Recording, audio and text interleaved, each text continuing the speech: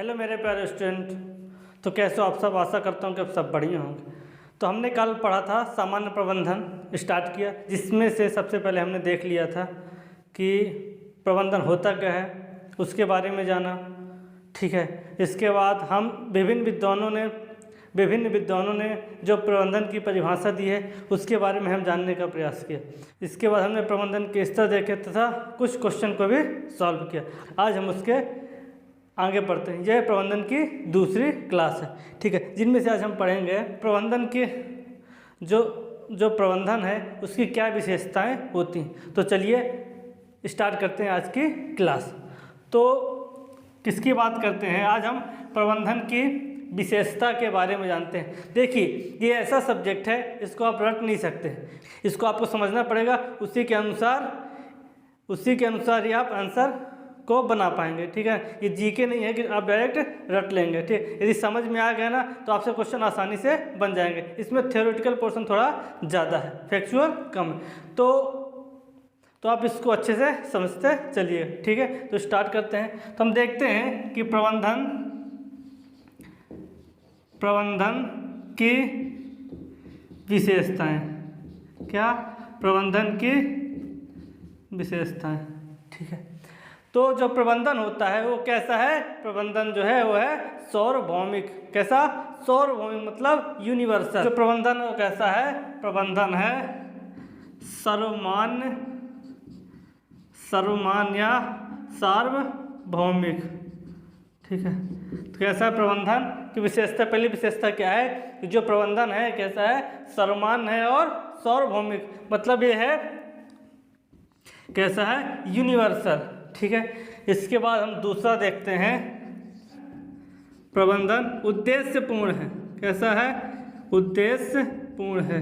ठीक है, मतलब प्रबंधन के दूसरा हमने क्या देखा कि प्रबंधन कैसा है? उद्देश्यपूर्ण है। मतलब प्रबंधन का कोई ना कोई उद्देश्य होता है, उसको करने के लिए कोई ना कोई उद्देश्य, कोई ना कोई लक्ष्य लेके हम चलते हैं। ठीक है, नंबर तीसरा होता है प्रबंधन।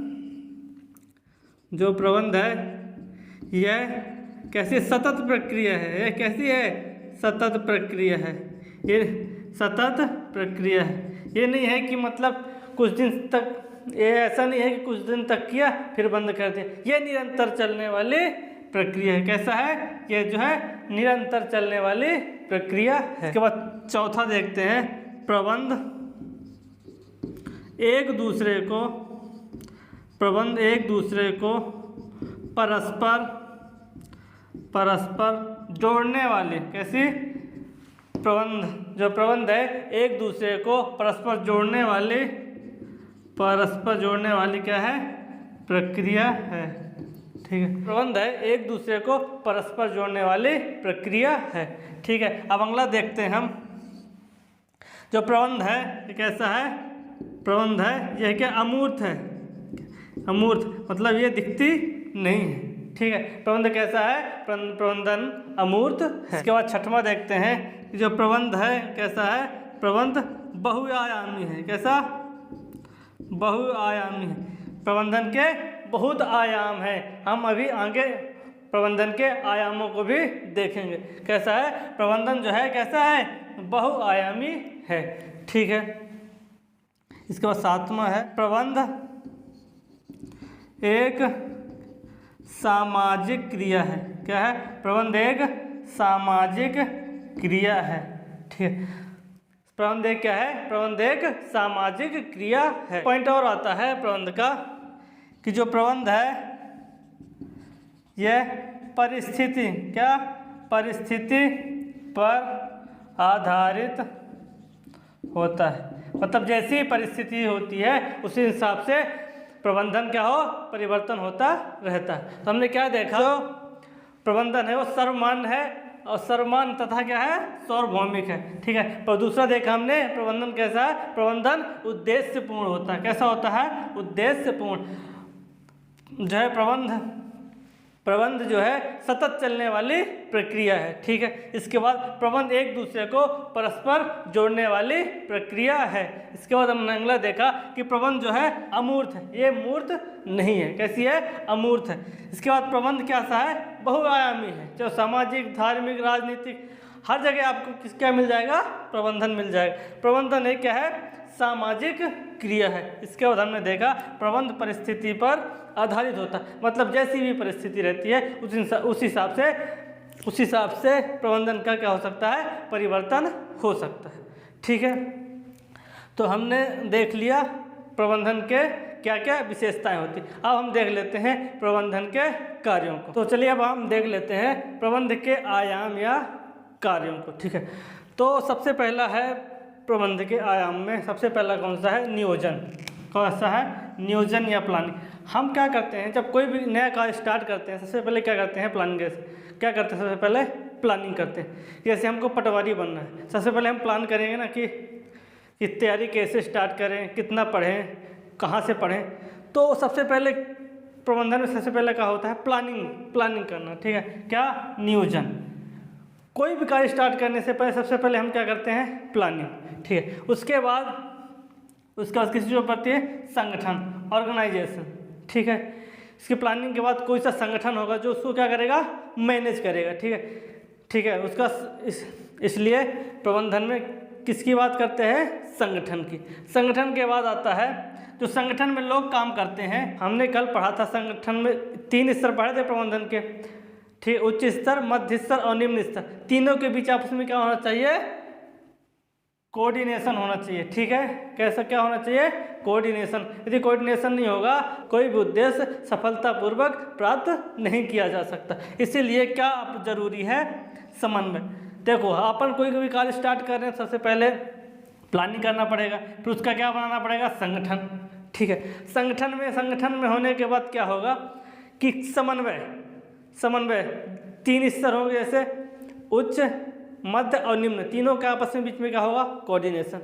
फिर कोऑर्डिनेशन तो हो जाएगा, फिर एक दूसरे क्या करेंगे? प्रेरित करेंगे। कोई भी कार्य करने के लिए क्या करेंगे? प्रेरित करेंगे, ठीक है। तो क्या करेंगे? To motivate. कैसा? टू मोटिवेट, ठीक है। इसके बाद नियंत्रण। ऐसा नहीं कोई कुछ भी कार्य कर रहा है, कोई कुछ भी कर रहा है, जिसको जो कार्य दिया गया वो कार्य कर ही नहीं रहा है, तो नियंत्रण का होना बहुत जरूरी है। यदि प्रबंधन में नियंत्रण नहीं होगा तो उद्देश्य को प्राप्त नहीं किया जा सकता, ठीक है। नियंत्रण के बाद निर्णय लेना, ठीक है। इसके बाद डिसीजन मेकिंग भी जरूरी है, ठीक है। ऐसा नहीं कि कुछ भी किया जा रहा है, डिसीजन मेकिंग, निर्णय क्षमता भी होनी चाहिए। इसके बाद उसमें नियुक्तियां भी होंगी। प्रबंधन में क्या होगा? नियुक्तियां भी होंगी, स्टाफिंग भी होगा, ठीक है। नियुक्ति किसके द्वारा की जाएगी? नियुक्तियां की जाएगी उच्च स्तर या फिर मध्यम स्तर के जो विभाग हैं उनके द्वारा क्या की जाएगी?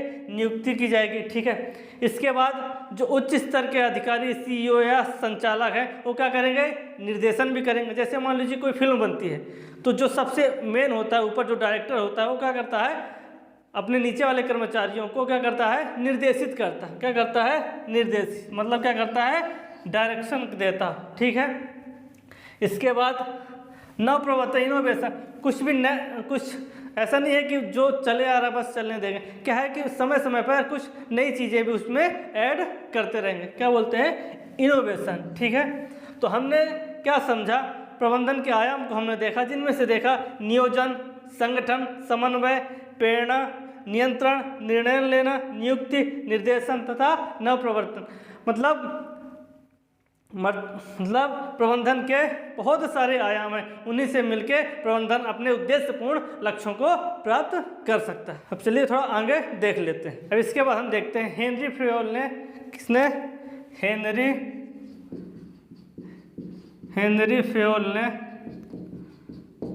ने प्रबंधन के कुछ आयाम बताए हैं। प्रबंधन के आयाम बताए हैं, ठीक है। जिनमें से उन्होंने बोला है, हेनरी फ्योल ने भी प्रबंधन के कुछ आयाम बताए, जिनमें से उन्होंने सबसे पहला आयाम है पूर्वानुमान। कौन सा? पूर्वानुमान, ठीक है। इसके बाद योजना बनाना। तीसरा है संगठन करना, संगठन करना। इसके बाद है निर्देशन करना, निर्देशन करना, ठीक है। इसके बाद है समन्वय करना, समन्वय करना। इसके बाद है नियंत्रण, नियंत्रण करना, ठीक है। तो जो हेनरी फयोल ने प्रबंधन कितने आयाम बताए, प्रबंधन के बताए कितने, 6 आयाम। कितने आयाम बताए प्रबंधन के, 6 आयाम। कौन कौन से बताए, पूर्वानुमान, योजना बनाना, संगठन करना, निर्देशन करना, समन्वय करना और नियंत्रण करना, ठीक है, ठीक है। तो अब हमने प्रबंधन को समझा। चलिए अब प्रबंधन से रिलेटेड कुछ और क्वेश्चन को सॉल्व कर लेते हैं। तो सबसे पहला क्वेश्चन देखते हैं, प्रबंधन घटाता है, प्रबंधन घटाता है, क्या घटाता है प्रबंधन, प्रबंधन उत्पादकता घटाता है, लागत घटाता है, कार्य क्षमता घटाता है या उत्पादन घटाता है। तो क्या घटाता है, क्या घटाता है प्रबंधन, तो प्रबंधन किसको घटाता है, यदि आप अच्छा प्रबंधन करेंगे तो सिंपल सी बात है, यदि आप अच्छा प्रबंधन करेंगे तो लागत क्या लगेगी, कम लगेगी। तो इसका सही आंसर क्या हो जाएगा, लागत, ठीक है। तो प्रबंधन क्या घटाता है, प्रबंधन घटाता है लागत। जितनी अच्छी प्रबंधन उतना लागत कम, कम लागत में ही अच्छा उद्देश्यपूर्ण लक्ष्यों को प्राप्त करना ही क्या कहलाता है, प्रबंधन। इसके बाद प्रबंधन के सिद्धांतों की प्रकृति कैसी होती है, गतिशील, सार्वभौमिक, लचीले, उपरोक्त सभी। तो बताइए, हमने प्रबंधन की विशेषताएं पढ़ी थी, जिनमें से प्रबंधन कैसा होता है, गतिशील भी होता है, सार्वभौमिक भी होता है और परिवर्तन भी हो सकता है। तो इसका आंसर क्या हो जाएगा, इसका आंसर हो जाएगा उपरोक्त सभी। कि इसका आंसर क्या हो जाएगा, उपरोक्त सभी। प्रबंधन, ठीक है। अब तीसरा देखते हैं कि आधुनिक प्रबंधन के जन्मदाता किसको कहा जाता है, आधुनिक जो प्रबंधन का जन्मदाता किसे कहते हैं, तो इसको कहते हैं पीटर एफ ड्रैकर। पीटर एफ ड्रैकर को क्या बोलते हैं, आधुनिक प्रबंधन का जन्मदाता कहा जाता है। किसको, किसको कहा जाता है, पीटर एफ ड्रैकर को क्या कहा जाता है, पीटर एफ ड्रैकर को कहा जाता है आधुनिक प्रबंध का जन्मदाता, ठीक है। अगला क्वेश्चन देखते हैं, चौथा क्वेश्चन, प्रबंध का प्रथम व महत्वपूर्ण कार्य क्या है, क्या, किसका, प्रबंध का प्रथम व महत्वपूर्ण कार्य क्या है, तो क्या है, नवीनीकरण, निर्णय, संचार या योजना। तो हम सबसे पहले देखा था प्रबंध में स्टार्ट कहाँ से करते हैं, सबसे पहले क्या बनाते हैं, योजना बनाते हैं। जिसका राइट आंसर क्या हो जाएगा, योजना, ठीक है। इसके बाद प्रबंध का कार्य नहीं है, प्रबंध का कार्य नहीं है, कि कौन सा कार्य नहीं है, नियोजन, संगठन, समन्वय। हमने बार बार पढ़ा कि नियोजन भी है, संगठन भी है, समन्वय भी है, समन्वय भी किया जाता है, क्या नहीं है, लेखांकन, ऑडिट नहीं है, क्या नहीं है, लेखांकन इसका कार्य नहीं है। इसके बाद देखते हैं वैज्ञानिक प्रबंध के जन्मदाता किसको कहा जाता है, वैज्ञानिक प्रबंध के जन्मदाता कहा जाता है टेलर को। कंफ्यूज मत होना, आधुनिक प्रबंध के जन्मदाता किसको कहते हैं, पीटर एफ ड्रैकर को, और वैज्ञानिक प्रबंध के जन्मदाता किसको कहते हैं, टेलर को, ठीक है। हमने प्रबंधन से रिलेटेड कुछ क्वेश्चन को भी जान लिया। तो ऐसे ही जुड़े रहिए, हमारे साथ बने रहिए, और यदि आप चैनल पर नए हो चैनल सब्सक्राइब कर लीजिए, लाइक कीजिए और अपने दोस्तों को ज़्यादा से ज़्यादा शेयर कीजिए। आप समान प्रबंधन का मिलेगा, ठीक है। तो ऐसे ही सपोर्ट बनाए रखिए, धन्यवाद।